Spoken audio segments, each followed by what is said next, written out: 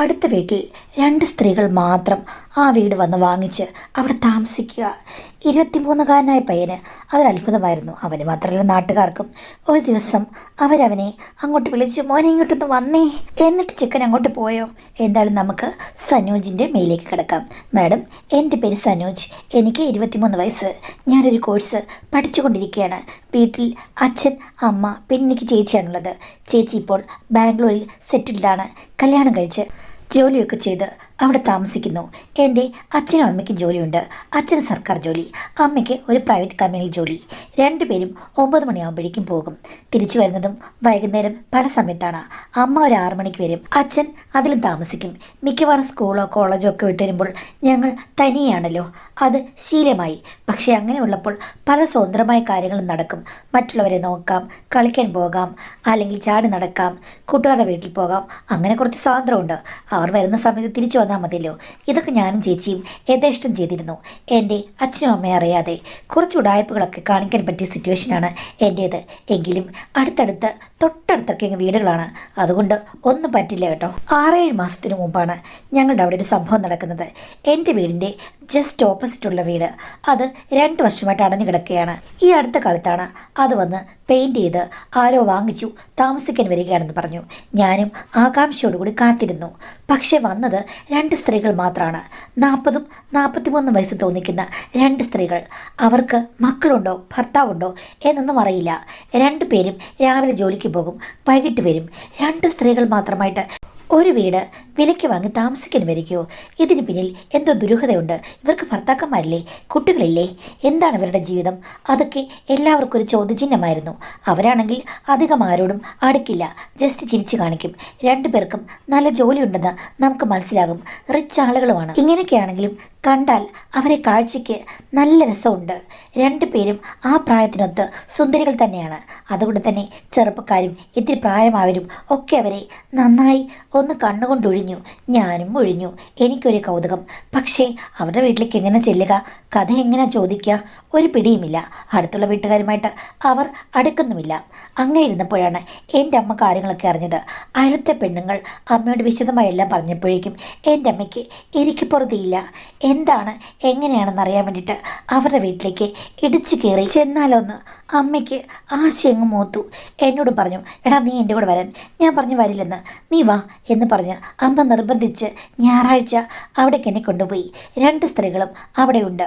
അമ്മയെ കണ്ടപ്പോൾ അവർ ജസ്റ്റ് ചിരിച്ചു. ഞങ്ങൾ അയൽത്തുകാരാണേ, എനിക്കൊരു കമ്പനിയിൽ ജോലിയുണ്ട്, അതുകൊണ്ടാണ് ഇത്രയും നാളും വരാതിരുന്നത്. ഇന്ന് ഫ്രീ അല്ലേ, നിങ്ങളെന്ന് പരിചയപ്പെടാം എന്ന് വിചാരിച്ച് വന്നതാണ്. ദേ എൻ്റെ മോനാണ്, ഇവൻ പഠിച്ചുകൊണ്ടിരിക്കുകയാണെന്ന് പറഞ്ഞു. ആ കയറിയിരിക്കുക. അല്ല നിങ്ങൾ എവിടുത്തുകാരാണ്? നിങ്ങളുടെ കാര്യങ്ങളൊന്നും ഞങ്ങൾക്ക് അറിയില്ലല്ലോ എന്ന് പറഞ്ഞിട്ട് അമ്മയുടെ കാര്യങ്ങളൊക്കെ പറഞ്ഞു. എൻ്റെ ഭർത്താവ് അങ്ങനെയാണ്, മോളിങ്ങനെയാണ്, മരുമോൻ ഇങ്ങനെയാണ് എന്നൊക്കെ പറഞ്ഞ് അമ്മയുടെ ഹിസ്റ്ററിയൊക്കെ അമ്മ ശരിക്കും കുലുക്കിയിട്ടു. അത് കഴിഞ്ഞപ്പോൾ സ്ത്രീകളുടെ ഊഴമായി.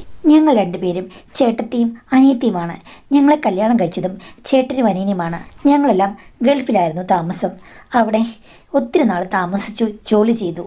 പിന്നെ ഞങ്ങൾക്ക് 2 പേർക്കും ഓരോ പെൺകുട്ടികളാണ്. അവർ 2 പേരുടെയും കല്യാണം കഴിഞ്ഞു. നാട്ടിൽ വെച്ച് അതൊക്കെ നടന്നു കഴിഞ്ഞിട്ട് പിന്നെ ഗൾഫിൽ പോയി കഴിഞ്ഞപ്പോഴാണ് അനിയനും ചേട്ടനും ഒരു ആക്സിഡൻറ്റിൽ മരിച്ചു പോയത്. മക്കളുടെ വിവാഹം കഴിഞ്ഞു, ഭർത്താക്കന്മാരെ നഷ്ടപ്പെട്ടു. പിന്നീട് ഗൾഫിൽ നിൽക്കാൻ തോന്നിയില്ല. ഞങ്ങൾ 2 പേരും കൂടെ നാട്ടിൽ വന്നു. ഇനിയിപ്പം ഒന്നിച്ച് ജീവിക്കാമെന്ന് വിചാരിച്ചു. അല്ലാതെ എന്ത് ചെയ്യാനാണ്? എന്തായാലും ഞങ്ങളിവിടെ ടൗണിൽ ഒരു ബൊട്ടിക്ക് തുടങ്ങിയിട്ടുണ്ട്. അവിടെയാണ് ഞങ്ങൾ എല്ലാ കാര്യങ്ങളും നോക്കി നടത്തി മുന്നോട്ട് പോകുന്നതെന്ന് പറഞ്ഞു. അയ്യോ അങ്ങനെയാണോ? നിങ്ങളിവിടെ ആരോടും മിണ്ടാത്തത് കൊണ്ട് ആർക്കും നിങ്ങളെപ്പറ്റി ഒന്നും അറിയില്ല. നിങ്ങൾ 2 പേരും രാവിലെ എന്തോ ജോലിക്ക് പോകുകയാണെന്ന് എല്ലാവരും കരുതിയത്. ആ ഇതൊരു ജോലി തന്നെയാണല്ലോ. അങ്ങനെ പറയാൻ പറ്റില്ല, നിങ്ങൾ വലിയ ബിസിനസ് ആൾക്കാരല്ലേ എന്ന് പറഞ്ഞ് അമ്മ അവരെ അഭിനന്ദിച്ചു. മക്കളൊക്കെ എവിടെയാ? അവരും നാട്ടിലില്ല, അവരും വിദേശത്താണ്. പിന്നെ ഞങ്ങൾ 2 പേരും അവിടെ നിൽക്കാതെങ്ങി പോന്നു. കാര്യം ഞങ്ങൾ ദുബായിലായിരുന്നു, അവർ 2 പേരും 2 രാജ്യത്താണ്, അതുകൊണ്ടാണ് എന്ന് പറഞ്ഞു. സമയം കിട്ടുമ്പോൾ വീട്ടിൽ വരണം കേട്ടോ. പിന്നെ എന്താവശ്യം ഉണ്ടെങ്കിൽ വിളിക്കാം എന്ന് പറഞ്ഞ് അമ്മ നമ്പരും കൊടുത്തു. അവർ പറഞ്ഞു വിളിക്കാൻ ചേച്ചിന്ന്. അങ്ങനെ എൻ്റെ അമ്മയാണ് ഞാൻ സഹിതം ആ നാട്ടിൽ ആദ്യമായിട്ട് അവരുടെ ഹിസ്റ്ററി കേൾക്കുന്നത്. അമ്മ ഉടനെ തന്നെ അടുത്ത വീട്ടിലുള്ള ആൾക്കാർക്ക് അങ്ങ് പാസ് ചെയ്തു. അങ്ങനെ അവരുടെ ഹിസ്റ്ററി നാട്ടുകാർ മുഴുവനും അങ്ങ് അറിഞ്ഞു. പക്ഷേ ഒരു 2-3 ദിവസം കഴിഞ്ഞപ്പോഴേക്കും എൻ്റെ അമ്മയുടെ പ്ലേറ്റ് അങ്ങ് മാറി. 2 പെണ്ണുങ്ങൾ തന്നെ താമസിക്കുന്നു, ഭർത്താക്കന്മാരുമില്ല. ഭർത്താക്കന്മാർ മരിച്ചതാണെന്ന് പറയുന്നു. ആണോ അല്ലയോ, ഇനിയിപ്പം ചേട്ടത്തിക്കും അനിയത്തിക്കും കൂടെ ഒരു ഭർത്താവായിരുന്നോ എന്നൊക്കെയുള്ളത് ആർക്കറിയാം. പെട്ടെന്ന് വന്നവരാണ്, മറുനാട്ടുകാരാണ്, വിശ്വസിക്കാൻ പറ്റില്ലെന്ന്. അത് കേട്ട അച്ഛൻ പറഞ്ഞത് നിനക്കെന്താ, അവരെങ്ങനെയെങ്കിലും ജീവിച്ചോളും, നല്ല പണമുള്ളവരാണ്.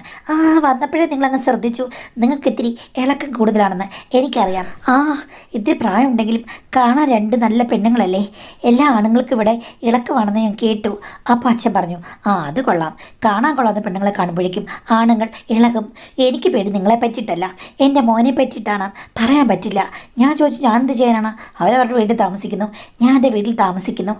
നിന്നെയൊന്നും വിശ്വസിക്കാൻ പറ്റില്ല, ഇപ്പോഴത്തെ കാലത്തെ പിള്ളേരാണ്. നിൻ്റെ അച്ഛൻ അങ്ങനെ എങ്ങ് പോയാലും എനിക്ക് പ്രശ്നമൊന്നുമില്ല. അതെന്താടി നിനക്ക് പ്രശ്നമില്ലാത്തതും? മൂത്ത് നരച്ചില്ലേ കളവ എന്ന് പറഞ്ഞ് അമ്മ അടുക്കളയിലേക്ക് പോയി. ഞാനും അച്ഛനും മുഖത്തോട് മുഖം നോക്കി. അവരെ ഭയങ്കരമായി അഭിനന്ദിച്ചിട്ട് ബിസിനസ് വുമൺസ് ആണെന്നൊക്കെ പറഞ്ഞിട്ടാണ് അമ്മ വന്നത്. ഇപ്പം അവർ തെറ്റുകാരാണെന്ന് പറയുന്നു. നിൻ്റെ അമ്മയ്ക്ക് എന്തോ പ്രശ്നമുണ്ട്, നെല്ലിക്കത്തളം വെക്കണം. 2 സുന്ദരികളായ പെണ്ണുങ്ങളെ കണ്ടതിൻ്റെ അസൂയാണ്. അതുമാത്രമല്ല അവർക്ക് നല്ല പണമുണ്ട്. ഇവക്ക് കണ്ടപ്പോൾ ഒട്ടും ഇഷ്ടപ്പെട്ടില്ല. അതിനെച്ചാൽ നമുക്ക് സാമ്പത്തികമായ ബുദ്ധിമുട്ടില്ലല്ലോ. ഇതങ്ങനെയല്ലോടാ, ഗൾഫ് മണിയൊക്കെ അല്ലേ. അതൊക്കെ കേൾക്കുമ്പോൾ നിൻ്റെ അമ്മയുടെ മാതൃഹൃദയത്തിന് ഒരു വിങ്ങൽ.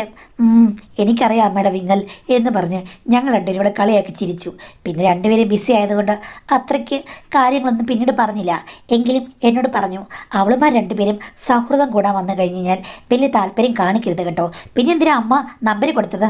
അത് ഞാനല്ലേ, പെണ്ണല്ലേ, എന്നെ വിളിച്ചു കഴിഞ്ഞാൽ കുഴപ്പമില്ല, ഞാൻ സഹായിച്ചോളാം. നിന്നെ വിളിക്കുമ്പോഴാണ് കുഴപ്പം. ഇപ്പോഴത്തെ കാലത്ത് ആണും കുഴപ്പമാ, പെണ്ണും കുഴപ്പമാണ്. അവരെന്താ യക്ഷികളെ വല്ലതുമാണോ എന്നെ പിടിക്കാൻ? പറയാൻ പറ്റില്ല. ഇപ്പോഴത്തെ കാലത്ത് ഒന്നും പറയാൻ പറ്റില്ല മോനെ. അതുകൊണ്ട് തുള്ളാതെ തുടങ്ങണ അടങ്ങിയിരുന്നോ എന്ന് പറഞ്ഞിട്ട് പോയി. പിന്നീട് അമ്മ അതിനെപ്പറ്റി കൂടുതൽ ശ്രദ്ധിച്ചില്ല. ഞാനും അവരെ ശ്രദ്ധിച്ചില്ല. കാര്യം 2 പേരും അവിടെ അധിക സമയത്തുമില്ല. ഒരു ദിവസം എനിക്ക് കോളേജില്ലായിരുന്നു. അമ്മയും അച്ഛനൊക്കെ പോയി, ഞാൻ വീട്ടിലിരിക്കുകയാണ്. ഞാൻ നോക്കിക്കഴിഞ്ഞപ്പോഴേക്കും ആ ആൻറ്റിമാരെ 2 പേരും ആ വീട്ടിലുണ്ട്. അവരുടെ മുറ്റത്ത് ചെടിച്ചട്ടി, വെള്ളം, ഇങ്ങനെയൊക്കെയുള്ള കാര്യങ്ങളുമായിട്ട് ബിസിയാണ്. ഞാൻ അവിടെ നിൽക്കുന്ന കണ്ടു കഴിഞ്ഞപ്പോഴേക്കും എന്നെ കൈ കാണിച്ചു. ഇങ്ങോട്ട് വാ മോനെന്ന് പറഞ്ഞു. ഞാൻ അങ്ങോട്ടേക്ക് ചെന്നു. അമ്മ പറഞ്ഞതൊന്നും ഞാൻ കാര്യമാക്കില്ല. അടുത്ത് ചെന്ന് കഴിഞ്ഞപ്പോഴേ 2 പേർക്കും ഒരേ തരം അത്തറിൻ്റെ വാസന, വല്ലാത്തൊരു സുഗന്ധം. എനിക്ക് അവരോട് ഭയങ്കര അട്രാക്ഷൻ ആ അത്തറിൻ്റെ വാസന കൊണ്ടാണ് തോന്നിയത്. എന്താ മോനെ, ഇന്ന് കോളേജിൽ പോയില്ലേ? ഇല്ല, ഇന്ന് ഞങ്ങൾക്ക് അവധിയാണ് കേട്ടോ. അവിടെ എന്താ സ്പോർട്സ് ഡേ ഒക്കെ നടക്കുകയാണ്. അതെന്താ സ്പോർട്സിലൊന്നും പങ്കെടുക്കില്ലേ? ഞാൻ ഇല്ല എന്ന് പറഞ്ഞു. ജിമ്മിൽ പോകുന്നുണ്ടോ? ഞാൻ പറഞ്ഞു വല്ലപ്പോഴും പോകും. അത് കണ്ടാലറിയാം, വയറൊത്തിരി ചാടിയിട്ടുണ്ട് കേട്ടോ, നല്ല ഫിറ്റായിരിക്കണം. നിങ്ങൾക്ക് 2 പേർക്കും വലിയ വയറൊന്നുമില്ല, ഫിറ്റാണ്. നിങ്ങൾ ജിമ്മിൽ പോകുന്നുണ്ടോ എന്ന് ചോദിച്ചപ്പോഴേക്കും 2 പേരും കൂടെ ഒരുമിച്ച് പറഞ്ഞു, പിന്നെ ഞങ്ങൾ പണ്ടേ പോകുന്നുണ്ട് എന്ന് മൂത്ത ആൻറ്റി പറഞ്ഞു. മൂത്ത ആൻറ്റിയുടെ പേര് തൽക്കാലം ഷിമി എന്ന് വിളിക്കാം. 2ാമത്തെ ആൻറ്റിയുടെ പേര് ഷർമിള എന്നും. അപ്പോൾ ഷിമി ആൻറ്റിനോട് പറഞ്ഞു, മോനെ ഞാൻ നിന്നെ വിളിച്ച് എന്തിനാണെന്നറിയാമോ? ദേ ഈ മുൻവശത്ത് ഏണി വെച്ച് നീ കയറി, ഞങ്ങൾ ദേ ഒരു ദൃഷ്ടി സാധനം തരാം, അതങ്ങോട്ട് നീ ഒന്ന് വെച്ചാൽ മതി, ഒട്ടിച്ചാൽ മതി, ഒട്ടിച്ചവിടെ ഇരുന്നോളും, ദൃഷ്ടിയൊന്നും പറ്റാതിരിക്കാൻ വേണ്ടിയിട്ടാണ് എന്ന് പറഞ്ഞ് അവർ ഒരു വസ്തു കാണിച്ചു. ഞാൻ കണ്ടിട്ടൊന്നുമില്ല, ഇതിങ്ങനെ വീടിൻ്റെ മുകളിൽ ഒട്ടിച്ചു വെക്കുന്ന എന്തോ സംഗതിയാണ്. അപ്പോൾ ഷർമിള ആൻറ്റി പറഞ്ഞു, മോനെ ഒരു കാര്യം കേൾക്കണോ? സത്യം പറഞ്ഞാൽ ഞങ്ങൾ ജിമ്മിലേക്ക് പോകും, എന്നാലുമില്ലേ ഏണിയിൽ കൂടി കയറാൻ വലിയ പേടിയാണ് ഞങ്ങൾക്ക് 2 പേർക്കും. എന്നിട്ട് 2 പേരും പൊട്ടിച്ചിരിച്ചു. ഞാനും അപ്പോൾ ചിരിച്ചു. അതിനൊക്കെ ആണുങ്ങളുടെ ഒരു സഹായം വേണമല്ലേ? അത് നീ എന്താ അങ്ങനെ പറഞ്ഞത് കുത്തി? ആണുങ്ങളുടെ സഹായം പെണ്ണുങ്ങൾക്ക് എപ്പോഴും വേണം, പെണ്ണുങ്ങളുടെ സഹായം ആണുങ്ങൾക്ക് വേണം, പരസ്പര പൂരകമാണ് ആണും പെണ്ണും. അതിനൊക്കെ അറിയില്ലേടാ എന്ന് പറഞ്ഞ് ചിരപരിചിതരെ പോലെ എന്നെ കളിയാക്കി. എനിക്കത് ഒത്തിരി ഇഷ്ടപ്പെട്ടു. കാര്യം അപരിചിതത്വം ഒന്നുമില്ലാതെ നല്ല ഫ്രണ്ട്ലി ആയിട്ട് സംസാരിക്കുന്നു. ഇതിൽ പരം എന്ത് വേണം? ഏണിച്ചാരി അവർ പിടിച്ചു തന്നു. ഞാനിത് ഏണിയിൽ കൂടി കയറി ഒട്ടിച്ചു കൊടുത്തു. കറക്റ്റായിട്ട് അവർ പറയുന്ന പോലെ തന്നെ ഒട്ടിച്ചു കൊടുക്കാൻ 5 മിനിറ്റ് എടുത്തു. അപ്പോൾ താഴെ നിന്ന് ഷിമിയാൻറ്റി പറയുകയാണ്, മോനെ നീ ഇട്ടിരിക്കുന്ന ഷോർട്സ് ഭയങ്കര ലൂസാണല്ലോ, ഇത് എവിടെ നിന്ന് വാങ്ങിച്ചാടാ? ഞാൻ ഒരു കടയുടെ പേര് പറഞ്ഞു. എന്നിട്ട് 2 പേരും കൂടെ നിന്ന് ചിരിക്കുന്നു. അതെന്താ ആൻറ്റി അങ്ങനെ ചോദിച്ചത്? അല്ല, ലൂസായി ഇങ്ങനെ പാറി പറക്കുമ്പോൾ താഴെ നിൽക്കുന്ന ഞങ്ങളുടെ കാര്യം നിനക്ക് ഊഹിക്കാമല്ലോ. അതൊക്കെ പോട്ടെ, അടിയിൽ എന്തെങ്കിലും ഉണ്ടോ എന്ന് ചോദിച്ചു. ഞാൻ പറഞ്ഞു, പോ ആൻറ്റി, എല്ലാം ഉണ്ട് എന്ന് പറഞ്ഞിട്ട് ഞാൻ പെട്ടെന്ന് ഒട്ടിച്ചിട്ടിറങ്ങി. ചെക്കന് നാണമായി കേട്ടോ നമ്മൾ കളിയാക്കിയത് എന്ന് പറഞ്ഞ് അവർ അങ്ങോട്ടും ഇങ്ങോട്ടും നോക്കി ചിരിച്ചു. അത് കഴിഞ്ഞപ്പോഴേക്കും ഷർമിള ആൻറ്റി വന്നിട്ട് എൻ്റെ തോൾ തട്ടി. ചുമ്മാ പറഞ്ഞ കേട്ടോ, ഞങ്ങൾ നിങ്ങളെപ്പോലെ തന്നെയാണ്. എന്ന് വെച്ചാൽ ഞങ്ങൾക്കും കോളേജ് ഗേൾസിൻ്റെ ഒരു മനസ്സാണ്. ഭർത്താക്കന്മാർ ഉള്ളപ്പോഴും ഞങ്ങൾ എങ്ങനെയായിരുന്നു, പിന്നെ അവർ മരിച്ചു പോയെന്ന് വെച്ചിട്ട് നമ്മളിപ്പോൾ കരഞ്ഞുകൊണ്ടിരിക്കാൻ പറ്റില്ലല്ലോ. അതുകൊണ്ട് മോൻ, ഈ ആൻറ്റിമാരെ പറ്റി ഒന്നും വിചാരിക്കരുതേ.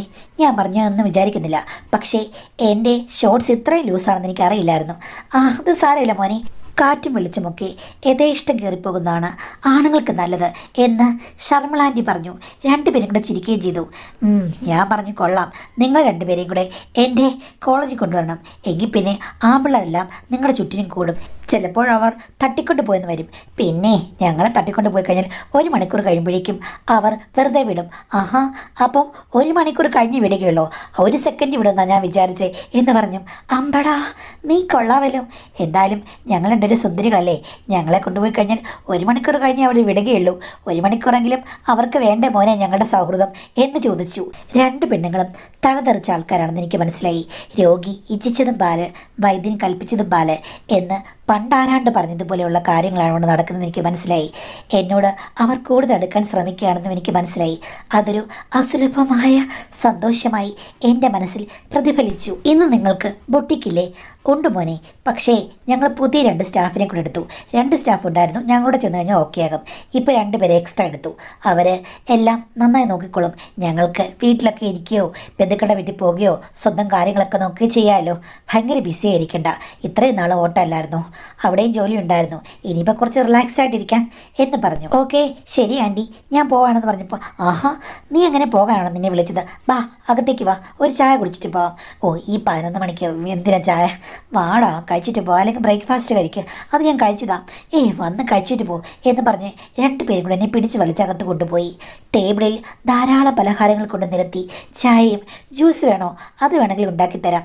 പിന്നെ നിനക്ക് ഹോട്ടായിട്ട് എന്തെങ്കിലും വേണമെങ്കിൽ അതും തരാം കേട്ടോ. ഇവിടെ എപ്പോഴും സ്റ്റോക്ക് കാണും. വീട്ടിൽ സമ്മതിക്കില്ലെങ്കിൽ ജസ്റ്റ് ആൻറ്റിമാരെ നോക്കി നീ കൈ കാണിച്ചാൽ മതിയെന്ന് മൂത്ത ആൻറ്റി പറഞ്ഞു. അപ്പോൾ ഷർമിള ആൻറ്റി പറയുകയാണ്, എന്തിനു കൈ കാണിക്കുന്നത്? അവൻ നമ്പരും കൊടുക്കുമോ? നമ്മളെ വിളിക്കട്ടെ. എന്തായാലും നമ്പരൊക്കെ എക്സ്ചേഞ്ച് ചെയ്തിട്ടാണ് അന്ന് ഞാൻ വന്നത്. അവർ 2 പേരും എനിക്ക് ഗുഡ് മോർണിംഗ് ഒക്കെ അയക്കാറുണ്ട്. ഇടയ്ക്ക് എന്നെ വിളിക്കുകയും ചെയ്യും. എടാ, നിനക്കെന്തെങ്കിലും ആഗ്രഹം ഉണ്ടെങ്കിൽ ഇങ്ങോട്ട് വരണേ എന്ന് ഒരു ദിവസം ഷർമിള ആൻറ്റി പറഞ്ഞു. എന്താ ആഗ്രഹമാ എന്ന് ചോദിച്ചപ്പോൾ, എടാ ഞാൻ പറഞ്ഞില്ലേ, ഇവിടെ ഹോട്ടായിട്ടുള്ള സാധനങ്ങൾ ഇഷ്ടം പോലെ ഉണ്ട്, നീ വന്നാൽ മതി, നമുക്ക് ഒരുമിച്ചിരുന്ന് ഒരു റൗണ്ട് എന്ന് പറഞ്ഞപ്പോൾ ഞാൻ ചോദിച്ചു, നിങ്ങൾക്ക് സ്ഥിരം ഉണ്ടോ? അതിനെന്താ, ഇതൊക്കെ ആണുങ്ങൾ പെണ്ണുങ്ങളൊക്കെ ഇപ്പോൾ ഒരുപോലെയല്ലേ ഉണ്ടോ? ഇത്തിരി മദ്യപിക്കാത്ത ആരാ ഇവിടെ ഉള്ളത് എന്ന് പറഞ്ഞു കഴിഞ്ഞപ്പോഴേക്കും ഞാനും പിന്നെ ഓക്കെ പറഞ്ഞു. ചുരുക്കം പറഞ്ഞു കഴിഞ്ഞാൽ വെറുതെ ഇരുന്ന് എൻ്റെ മനസ്സിൽ ഭയങ്കര അഡ്ജസ്റ്റബിൾ ആയിട്ടുള്ള 2 പേരാണ് വന്നു കയറിയത്. എനിക്ക് മനസ്സിൽ കരുതിയ പോലെ 2 സ്ത്രീകൾ. ഒരിക്കലും എനിക്ക് അത്ര അടുപ്പം എൻ്റെ കൂട്ടുകാരികളോട് പോലും ഉണ്ടാക്കിയെടുക്കാൻ കഴിഞ്ഞിട്ടില്ല. കാര്യം അവരൊന്നും അത്രയ്ക്ക് തുറന്നു പറയില്ല, ഇങ്ങനെയുള്ള കുന്നായ്മകൾ പറയുകയില്ല. ശരിക്കും ഒരാണ് പ്രതീക്ഷിക്കുന്നത് അങ്ങനെയല്ലേ? അതിപ്പോൾ ഇത്തിരി പ്രായം കൂടിയെന്നേ ഉള്ളൂ, അതിനെന്താണ്? അവർ 2 പേരും എൻ്റെ കണ്ണിൽ സുന്ദരികൾ തന്നെ, എൻ്റെ കണ്ണിലല്ല നാട്ടുകാരുടെ കണ്ണിലും. അപ്പോൾ പിന്നെ ഒരു പ്രത്യേക സന്തോഷം ഉണ്ടാകുമല്ലോ എല്ലാ ആളുകളെ പോലെ.